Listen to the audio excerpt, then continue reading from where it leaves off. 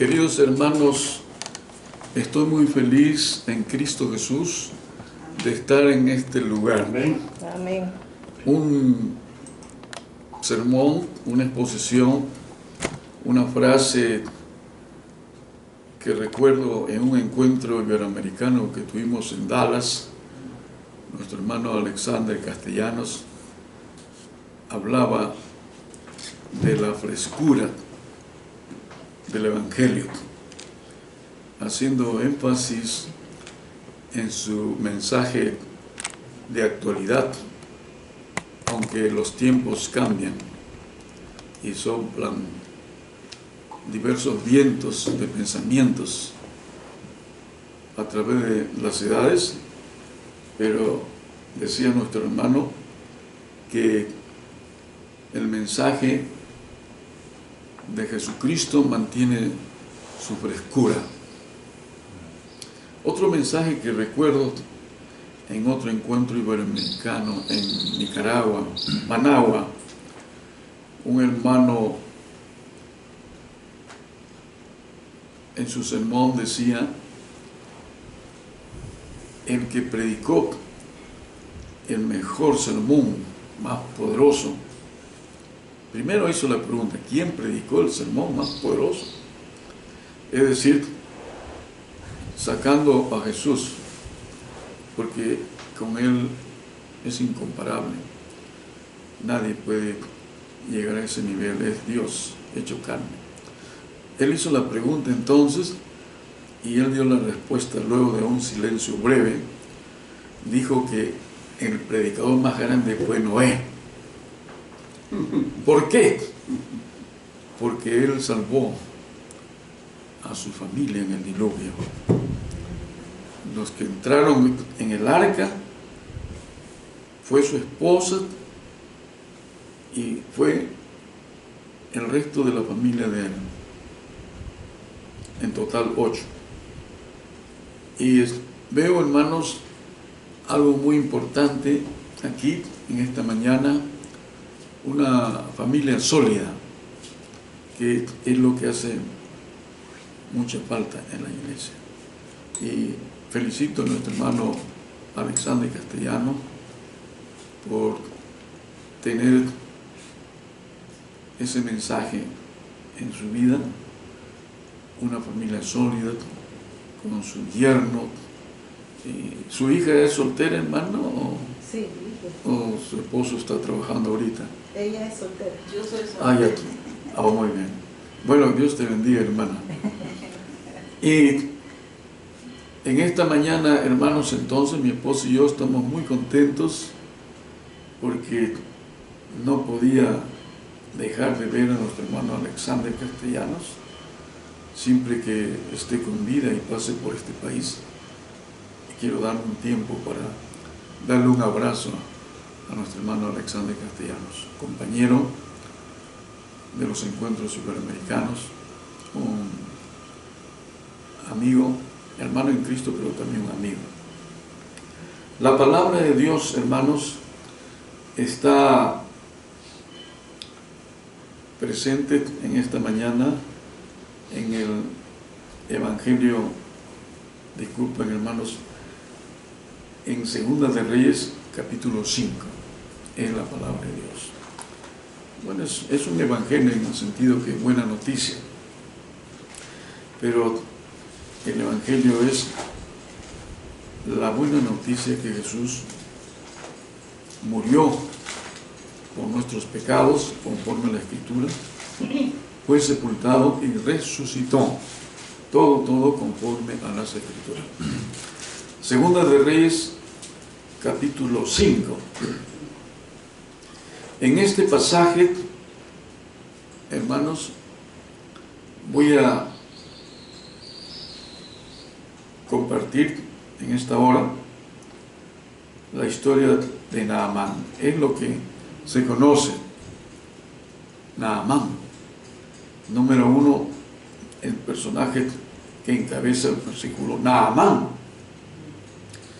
Luego voy a hablar de una muchacha cautiva que Naamán tenía en su casa, allá en su país, Siria, y luego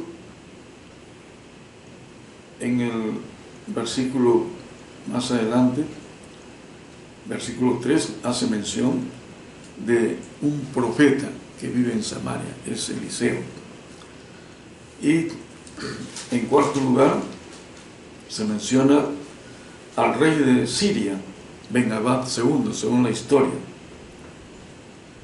Y luego en el versículo 7 un quinto personaje que es el rey de Israel llamado Josafat. Y me faltaría mencionar a otro personaje también importante, que es la esposa de Naamán. Serían 6 personas entonces. Rápidamente quiero hablar, hermanos, acerca de cada uno de ellos, pero luego me concentraré en una figura de este relato. Número 1, Naamán. Ahí el texto dice en versículo 1, Segunda de Reyes 5:1, Naamán, general del ejército del rey de Siria. Es decir, él era un hombre que había sido muy importante, según continúa el texto, varón grande delante de su señor, el rey, y lo tenía en alta estima, porque por medio de él, y aquí me detengo un instante, hermano, muy interesante, por medio de Naamán, un pagano, un incrédulo, por medio de él, dice, esto me llama la atención, me cautiva, Jehová había dado salvación a Siria. O sea que Dios usó a Naamán cuando él estaba en la cumbre de su carrera militar como el general que conducía los ejércitos de Siria. Eso es extender el relato, pero que Jehová usa, hermanos, a los que son paganos. Cuando él quiere usarlos, los usa, pero para hacer su voluntad. Amén. Amén. Eso es hermoso. Y Naamán era hombre valeroso en extremo, pero leproso. Ahí, hermanos, voy a terminar con Naamán. Es un hombre discapacitado, un hombre inútil ya para la guerra, para el combate militar, inútil, siquiera quizás para ser un asesor desde un escritorio. Es decir, él está desligado totalmente de toda actividad de la milicia de esta potencia que era Siria. Era leproso. Rápidamente recordamos que la lepra era una enfermedad que, según los historiadores, he leído en la editorial Espasa, que se sabe de que esta enfermedad empezó en Egipto, cuando el pueblo de Israel estuvo cautivo, estuvo esclavo. Y sabemos la historia, cómo era esta enfermedad. Hemos visitado en Lima un leprosorio. Quedó solamente como historia, porque eso fue en un inicio. Habían hospitales fuera de la ciudad, pero como la ciudad creció, ese lugar quedó en medio de la ciudad, pero gracias a Dios la lepra fue vencida.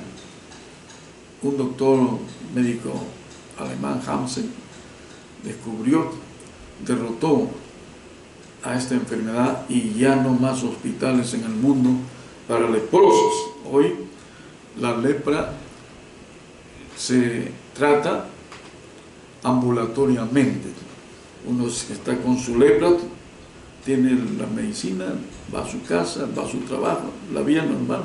Uno está yendo en un autobús y de repente en un avión y de repente el que está a su lado es leproso, pero está con tratamiento médico, no contagia. Y dice en el versículo 2, y quiero concentrarme ahora en una muchachita, y de Siria habían salido bandas armadas y habían llevado cautiva de la tierra de Israel a una muchacha, la cual servía a la mujer de Naamán. Número 2, una muchachita sacada con sangre y fuego de su pueblo y ahora en un país extraño como esclava. Y en tercer lugar menciono a una mujer, no está el nombre tampoco aquí en la Biblia, pero ella era la señora de la casa, la esposa de Naamán. Y luego continuamos en el versículo 4. En el versículo 5 se menciona al rey de Siria. Según la historia es Ben-Hadad II. Y Siria, en este momento que hacemos el relato, era una potencia, por lo menos sobre Israel, el reino del norte, llamado así, las 10 tribus. Y luego tenemos en versículo 7 al rey de Israel en ese tiempo. El rey de Israel, cuya capital era Samaria. No era Josafat. Josafat era el rey del reino del sur. ¿Quién era el reino entonces ahí en Israel? Era otro rey con su nombre, en este momento no me acuerdo. Pero el rey de Israel juega un papel importante también.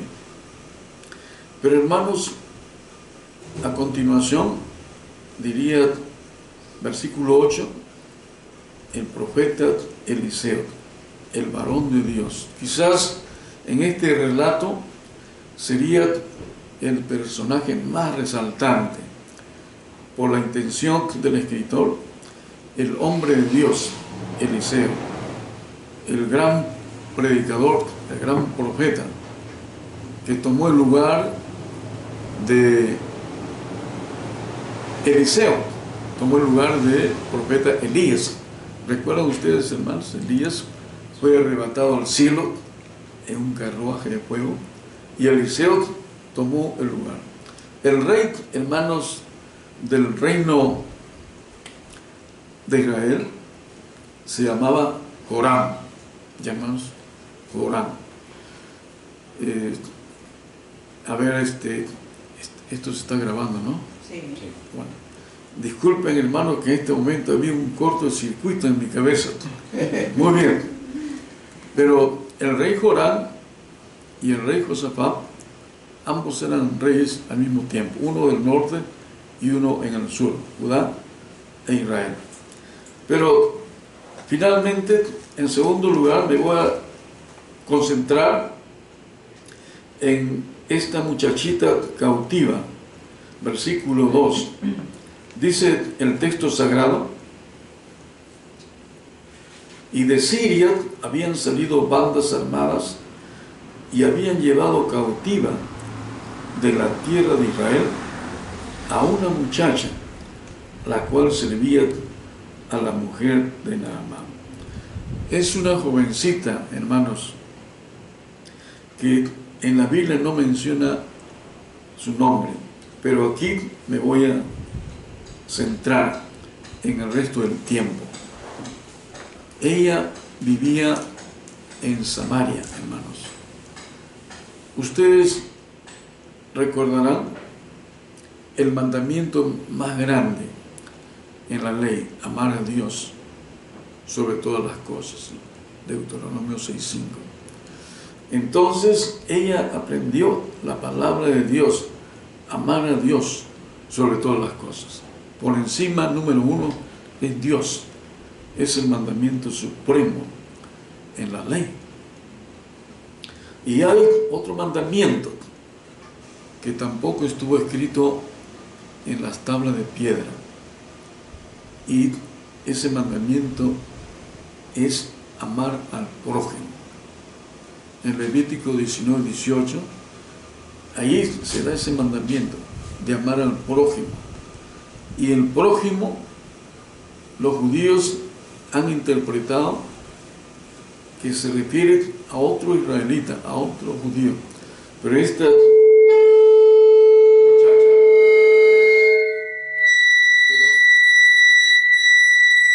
muchacha, esta chica cautiva, esclava, hermanos, ella ensanchó este significado de amar al prójimo. Que el prójimo es también una persona que no pertenece al pueblo de Israel. Y lo demuestra cuando ella compartió la gran noticia.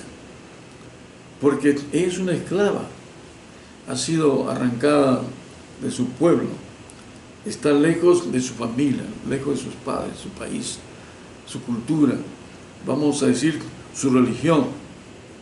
Ella está en una tierra pagana extraña, como esclava. Ella no tiene recursos, hermanos, como que pueda disponer para ir a visitar un momento a su familia. Ella no dispone de dinero, ella no tiene libertad para nada, es una esclava. Pero lo grandioso es que ella tenía conocimiento de la palabra de Dios, amor a Dios, amor al prójimo. La Biblia dice, el gran predicador del Antiguo Testamento, a mi pueblo le faltó conocimiento. El buey conoce el pesebre de su amo, pero mi pueblo no conoce a su Señor. Ella entonces, hermanos, tenía un conocimiento acerca del Dios verdadero, el Dios de Israel. Y esto es muy hermoso, hermano Alexander, porque lo que usted inculcó desde pequeñas a sus niñas, con su esposa, quedó para siempre en sus vidas. Amén. Para siempre. Y lo que ella recibió en su casa, en su hogar, porque la primera enseñanza que recibimos es en el hogar, cuando hemos crecido con padres cristianos. Y entonces ella tiene una formación espiritual muy valiosa. No sabía lo que iba a pasar en el futuro, que iba a ser quita de su casa. Pero ocurrió. Y tenemos a esta muchacha que no sabemos su nombre y del cual yo quiero que enfoquemos nuestra atención. Que ella no tenía, hermanos, recursos, pero hizo una gran obra. ¿Cuál fue ese gran servicio?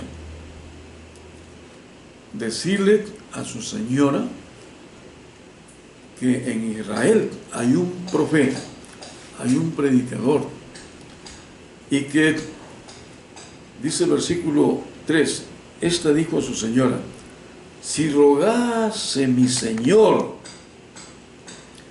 al profeta, es decir, a Eliseo, si rogase mi señora, dijo a su señora, si rogase mi señor al profeta que está en Samaria, él lo sanaría de la lepra. ¿Qué seguridad tiene esta muchacha?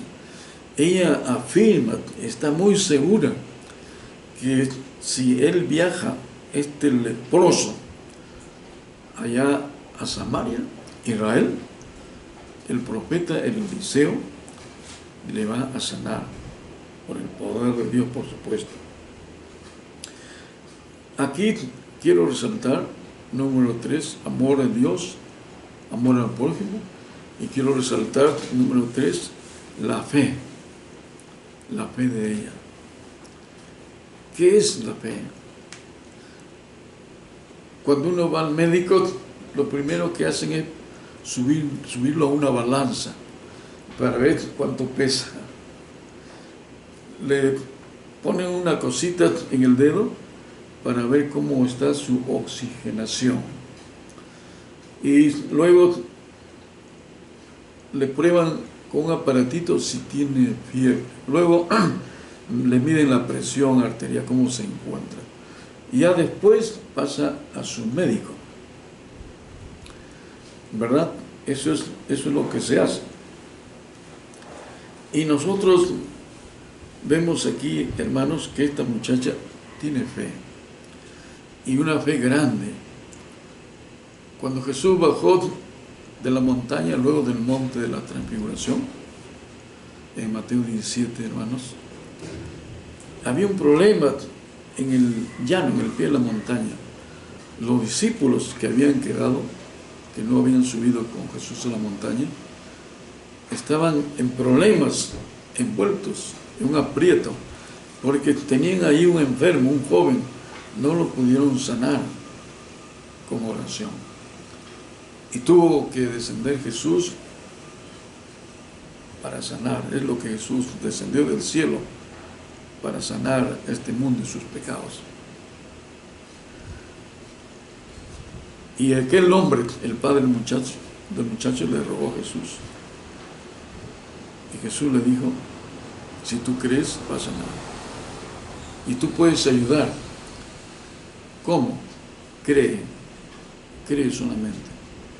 Y aquí él dice algo muy hermoso.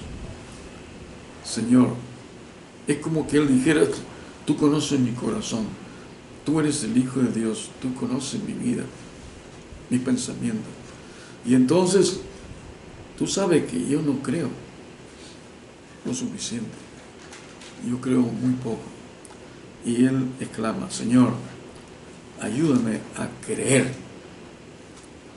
Es decir, ayúdame a que crezca mi fe. Es lo que nosotros hacemos en oración. Ayúdame a creer, ayúdame, por favor, a creer.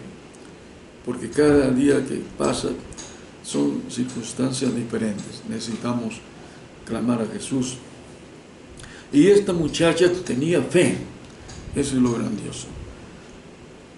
Dice en Lucas capítulo 4, versículo 27, lo dice Jesús, lo declara Jesús.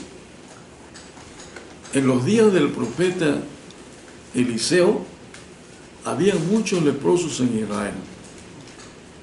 Y eso es la verdad. Jesús lo dice, Él lo declara.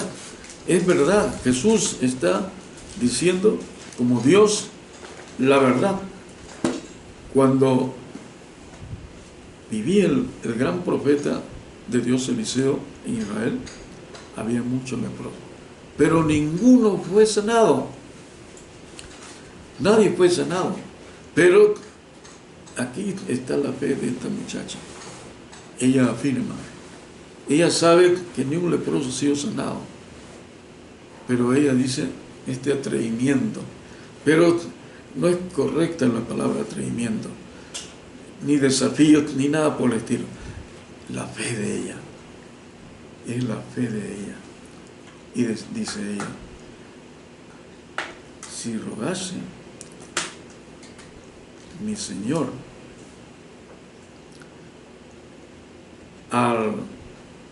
el proceso de empezar este viaje para Samaria, a Israel, de hablar a Naamán, al rey de Siria, para que entonces arregle un viaje a tierra de Israel en Samaria. Y eso fue, hermanos, lo que hizo ella. Compartió esta gran noticia, no lo guardó para él.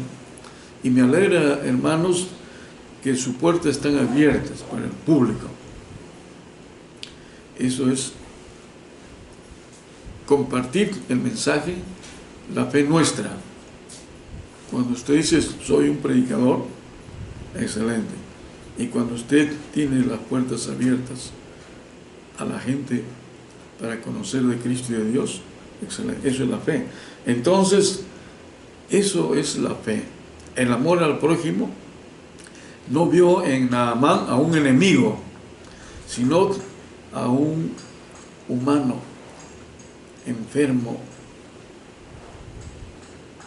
perdido en las tinieblas, por supuesto. Y entonces ella ensanchó el concepto del amor al prójimo, compartió su fe. En Samaria hay un rey, por supuesto, pero él no tiene el poder para sanar, es el profeta. Pero según el relato de la Biblia, el rey de Samaria recibió cartas escritas por el rey de Siria donde recomendaba a Naamán para ser sanado. Sabemos la historia que él rasgó sus vestidos, es decir, admitió su impotencia, que él no puede sanar. Es un pretexto para hacerme la guerra que está buscando el rey de Siria. Y el profeta escuchó que venga a mí y le dijo que vaya al río Jordán y se sumerja 7 veces y fue sanado.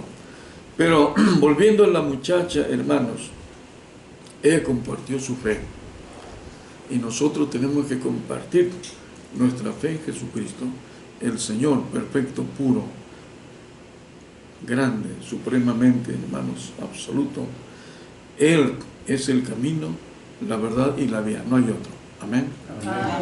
Y qué precioso, entonces, que gracias a ella este relato está escrito en la Biblia. A veces nosotros lamentamos una situación mala, pero muchas veces, como dice en Romanos capítulo 8, versículo 28, a los que aman a Dios, todas las cosas les ayudan a bien. O como dice el dicho popular, no hay mal que por bien no venga. Y entonces, y lo que quiero resaltar también para terminar, es que a veces, pensando con poca fe, pensamos que somos incapaces para hacer la obra del Señor, para servir al Señor.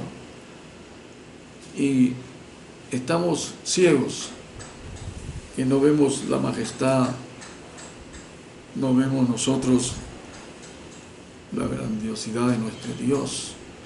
Cuando Moisés dejó la corte de Egipto, dejó de ser el príncipe de Egipto para dar un salto de unirse al pueblo esclavo, al pueblo hebreo, viéndolo con ojos humanos, eso es una locura, con razón terrenal, es una locura, pero no, en hebreo dice que por el vituperio de Cristo, Él hizo ese salto de la corte de Egipcio, de irse a unirse con los esclavos. Él vio el vituperio de Cristo, que es lo más grandioso.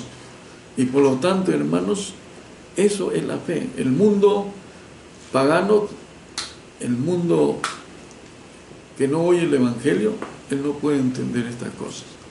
Pero usted y yo, gracias a Dios, que hemos escuchado el Evangelio y conocemos a Jesús cada día más y más, y a través de Él conocemos al Padre, nosotros, hermanos, podemos ver por esta fe que nos da, podemos ver la majestad de Dios, amén, la grandeza de Dios, y podemos en la sencillez ver la grandeza de Dios.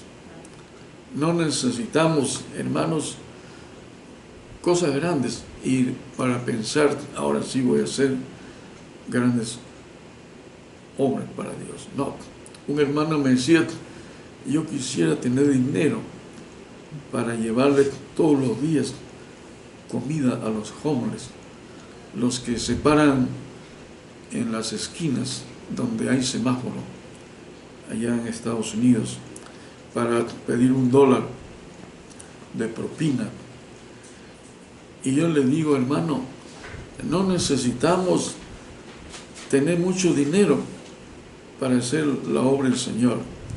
Podemos comprar un sándwich en un combo, como decimos, en un McDonald's y alimentar a un homeless. No todos los días, pero de vez en cuando. Esa es una manera de hacer la obra del Señor también, de acuerdo a nuestras limitaciones. Hermanos, que el Señor les bendiga. Amén. Estoy muy contento de verlo, hermano Alexander. Mi lección de esta mañana está en ese libro, hermano, que le he obsequiado, en la parte final. Un abrazo fuerte, hermanos, y un saludo para todos los hermanos que se conectaron. Un abrazo fuerte. Que Dios les bendiga. Dios quiere usar a usted. Usted es valioso, importante. De repente no ha tenido universidad, mucha escuela, no importa. Esta chica no tenía recursos que nosotros llamamos importantes, consideramos para hacer una obra grande, pero ella hizo una obra tremenda, ¿no? Jesús nos dio el ejemplo, recuerden, usó la toalla, usó un recipiente de agua y usó el agua, 3 cosas, y lavó los pies de sus discípulos para darnos a nosotros una lección grandiosa de la humildad. Y usted puede dar un vaso de agua a alguien, usted está haciendo la obra de Dios. El Señor le bendiga. Antes de terminar, quiero recordarles que si hay alguna persona que por primera vez nos escucha, quiero decirle que usted necesita creer que Jesús es el Hijo de Dios, arrepentirse de sus pecados ahora, y con su boca debe decir: creo que Jesucristo es el Hijo de Dios, y ser bautizado para recibir el perdón de los pecados y el don del Espíritu Santo. Y usted entonces es añadido a la iglesia un cristiano, un hijo de Dios. Amén. Amén.